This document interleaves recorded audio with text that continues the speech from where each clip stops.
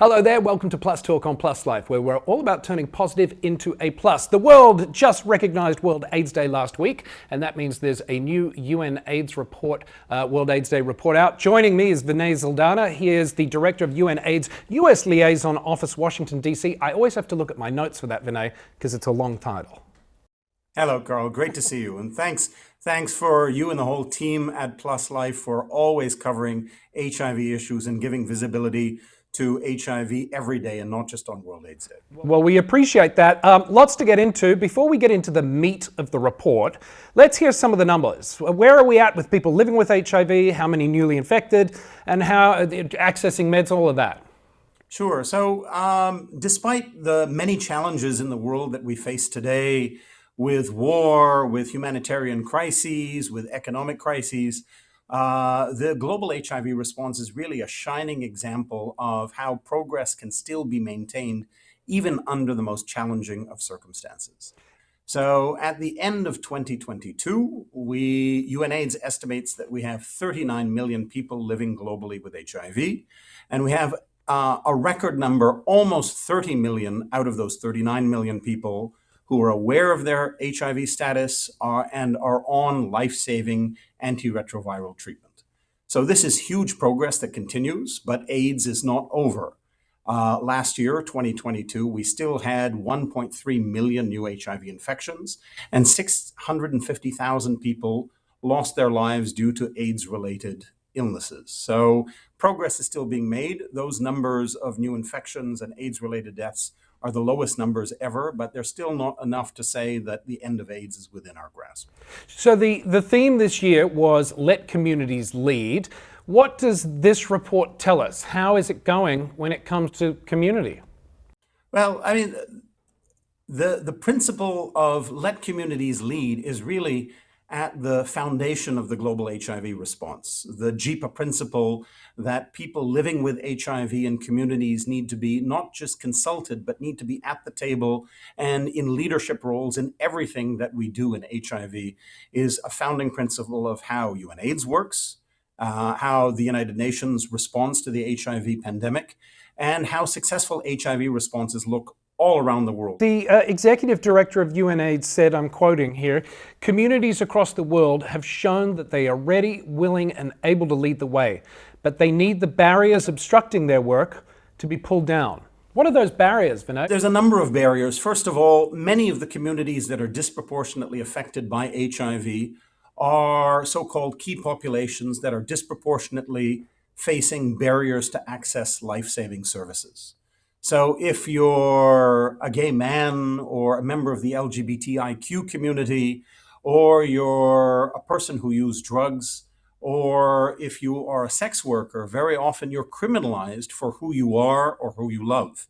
And those criminal laws actually create life-threatening barriers for people most at risk for HIV infection to come forward, feel comfortable and confident in not only accessing life-saving services, but leading the response, the HIV response for their communities and for their countries in how to close the gaps and make sure that everyone benefits from these life-saving services. So a very practical one is to end the criminal laws. Yeah, and by the way, also here in this country, people might watch this and think, oh, well, that would never happen in the United States. But no, there's still a lot of those laws are on the books in this country too.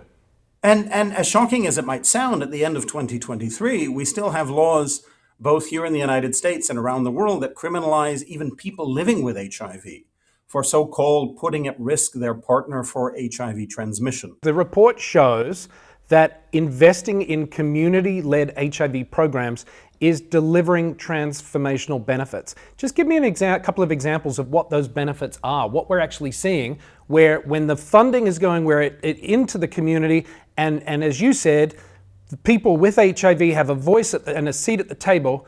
What is the transformation we're seeing?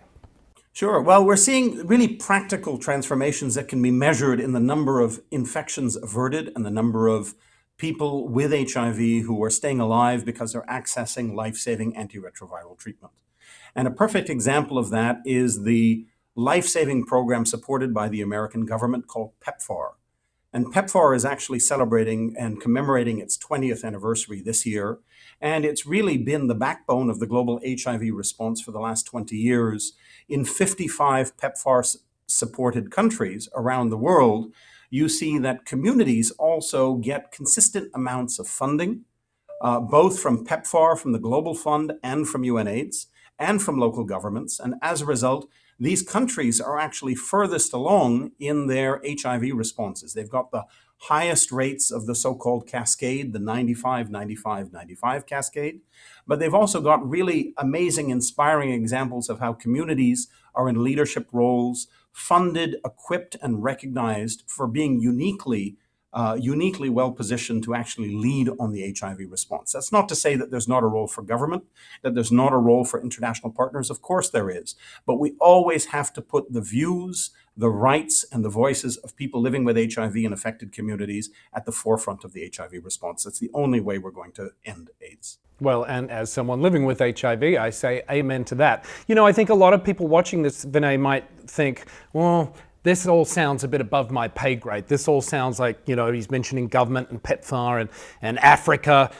This is government stuff. But how can everyday people sitting at home watching this, or, you know, on the bus or wherever they're watching Plus Life, how can they get involved and really make sure that communities are leading? How can they be part of the solution? Well, first of all, even consider that every day should be World AIDS Day. Right? That this is not something that you just put on the red ribbon because it's the 1st of December, that we should be supporting local HIV community programs and initiatives in our own communities where we live, at the neighborhood level, at the city level, at the state level, at the national level, whenever we can. Whether you're living with HIV or you simply know someone who is living with HIV or affected with by the HIV epidemic. There is also an invaluable contribution that everyone can make simply by addressing stigma and discrimination.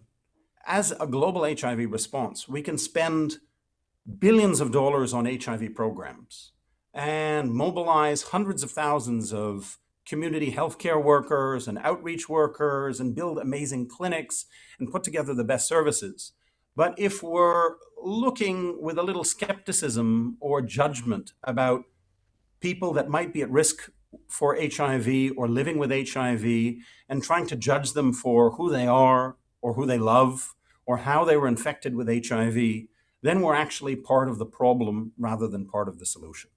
So putting a little bit more non-judgmental focus on a stigma-free and discrimination-free environment to everything we do in everyday life, not just vis-a-vis HIV, is actually a really invaluable contribution that any of us can make to ending AIDS and actually making sure that we respect and celebrate the leadership role of communities. Thank you so much, Vinay. That is going to do it for this episode of Plus Talk. If you want more information, you can visit the website, pluslifemedia.com, or follow us on social media. We are at Plus Life Media across all platforms. Until next time, be nice to one another. We'll see you soon. Bye-bye.